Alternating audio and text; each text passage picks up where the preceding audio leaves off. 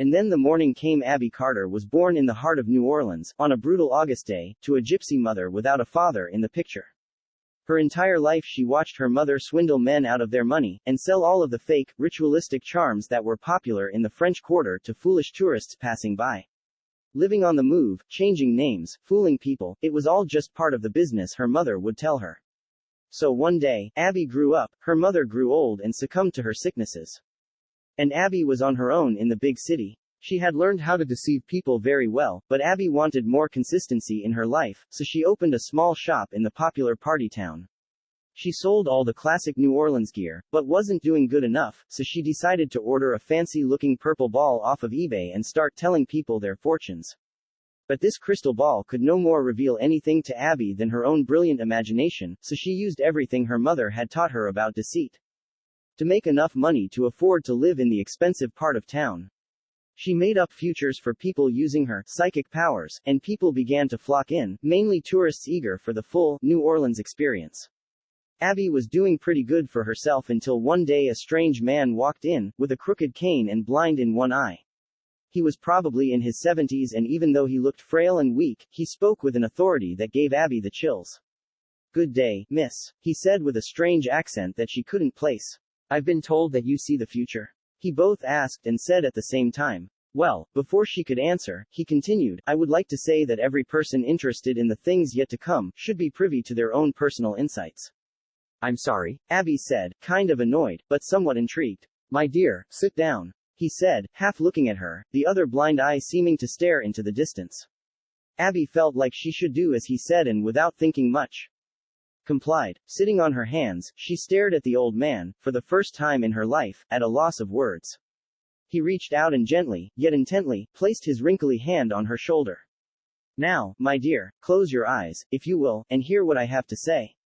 He then began to say things about her mother, and even about who her father was that no one could know. He revealed secrets about her life that she had buried and hid from. How could he know these things? Then, he proceeded to speak about her future.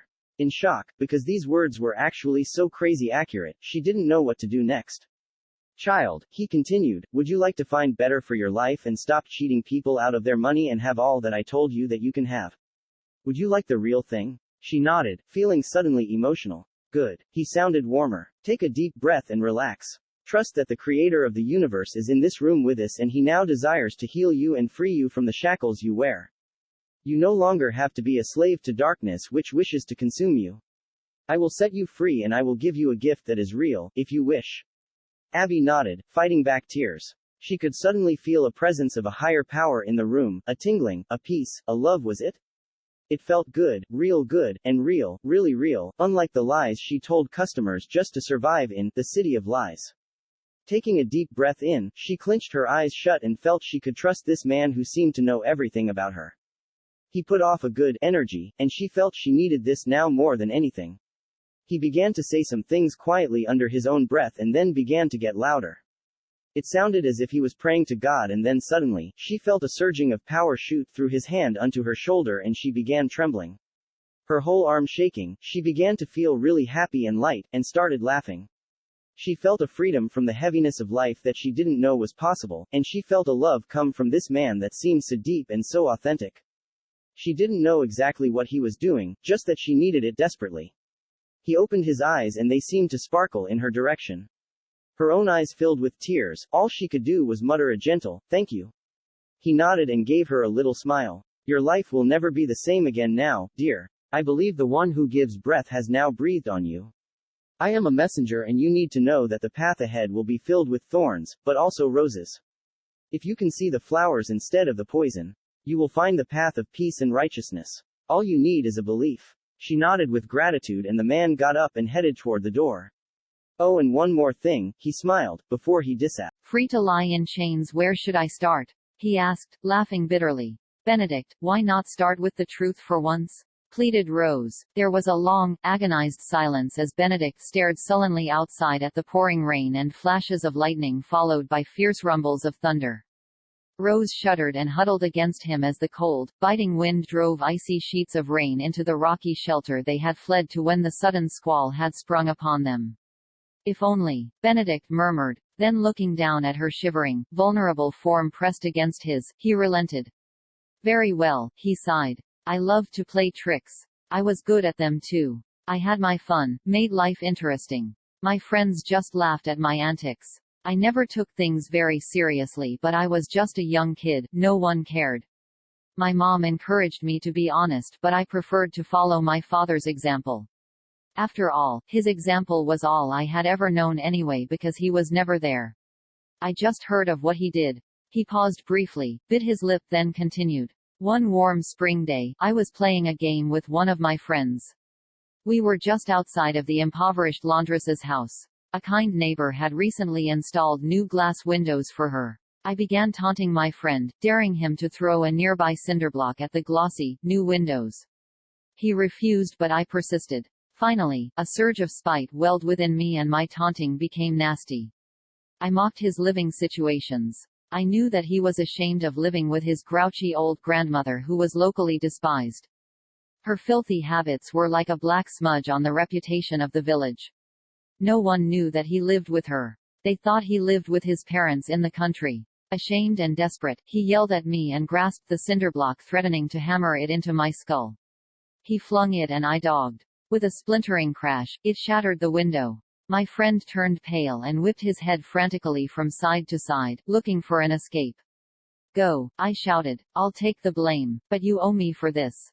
Nodding his head shakily, he turned and fled. Rubbing my eyes ferociously until they began to water, I walked hurriedly to the front of the house and knocked.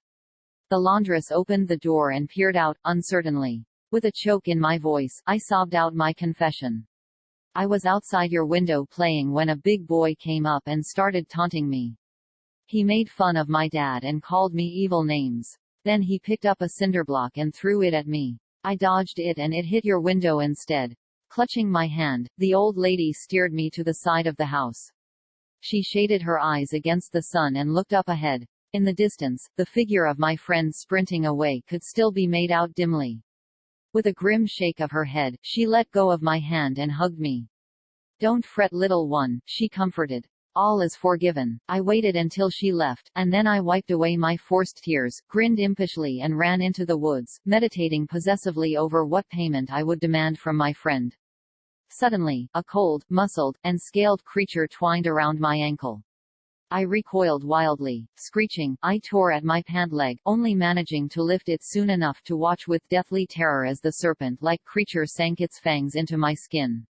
Gasping and pale from pain, I stared mutely as the creature slithered off my leg only to morph into a more gruesome, goblin-like form.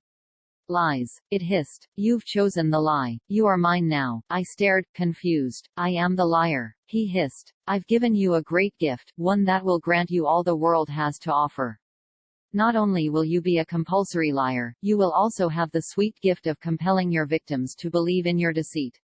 My friend, the creature leered, you will know the truth and it will be your bane. Then my world went black. When I woke, I knew the light better than ever before. I knew it in its entirety. Truth was everywhere. Its brilliance trapped me. I hated it. For years now, I've attained everything I've always dreamed of. I have success. I'm rich. I could rule the world if I took the notion. The entire earth adores me. All cultures bow to me. I embody everything that you believe you desire. Oh, it was all earned through deceit, lies, perjury, you name it. But if I told you that I did it honestly, you and all the masses of helpless, hopeless people would believe me. Don't you see? To be a master of lying, you must include as much of the truth as possible. I know so fully the thirst, the hunger, the loneliness, the aching of the heart. Haven't I promised to fulfill those piercing desires with every false solution that I know exists? All the while fully knowing and hating the one and only thing that can fulfill that ache.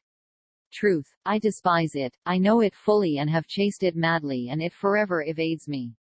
What I most desire is poison to my